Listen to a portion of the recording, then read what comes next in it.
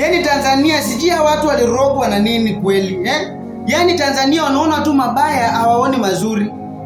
Yaani mtu wako jela lakini anaambia naibu wake enda Bondo, hudhuria mazishi ya Raila na usifanye mchezo. Huyo ni Tundu Lissu wako jela, imagine anaongea hivyo. Enda Bondo, hudhuria mazishi ya Raila na usifanye mchezo. Na mtu wako jela. Na mimi naangalia Watanzania hapa, hakuna Mtanzania ako na akili, wanaangalia tu mabaya, waoni mazuri. Huyu mtu mkimpa kura, huyu mtu ataokoa Tanzania.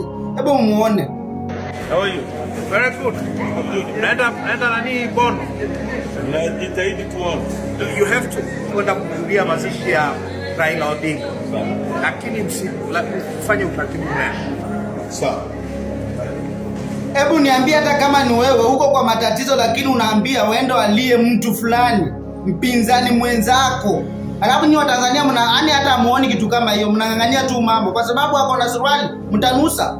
We